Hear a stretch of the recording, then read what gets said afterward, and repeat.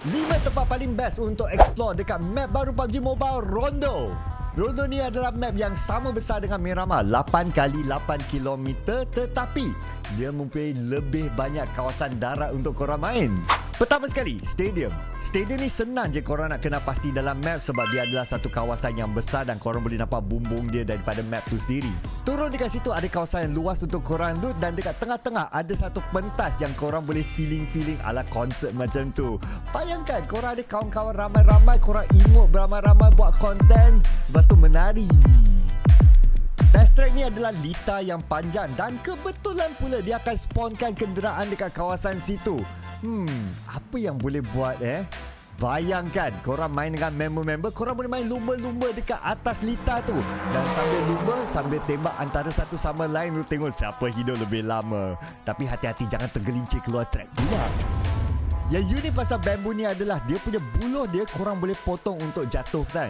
Tetapi kenapa nak potong kalau boleh guna bom untuk baling? Tapi time aku tengah rekod dah tuju dekat korang, time tu lah kena backstab dengan orang.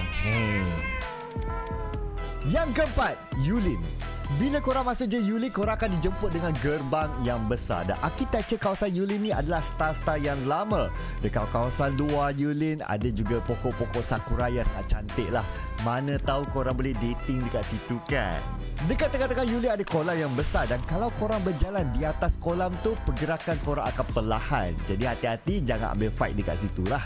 Yang kelima, Jautin. Jautin ni adalah bandar yang kecil, tetapi apa yang unik adalah dekat tengah-tengah dia ada teater performance. Dah nama pun teater, jadi mesti ada pentas. Korang masuk je, korang akan dapat tengok setting yang memang untuk orang tengok teater lah. Dan bayangkan, korang boleh main beramai-ramai dengan kawan-kawan, lepas tu buat emote dekat tengah-tengah, buat feeling-feeling macam orang tengah tepuk-tepuk. Yeay! Antara features lain menarik tentang Rondo ni adalah dia ada 2 flight path, guys. Jadi enemy korang akan lebih tersebar lah. Lagi kena hati-hati. Ada juga senjata baru iaitu JS9 yang mempunyai recoil yang sangat-sangat rendah. Jadi kalau korang nak tembak jarak dekat, jarak jauh pun boleh. Kita sekarang ni cerita pasal kenderaan elektrik kan. Jangan risau, dalam Rondo ni ada Pico Bus dan juga Blanc yang menggunakan elektrik. Secara keseluruhan map Rondo ni adalah satu map yang sangat-sangat luas dan banyak drop spot. Jadi drop spot mana yang korang rasa paling best untuk korang turun? Aku nak dengar, jadi tinggalkan di ruang komen.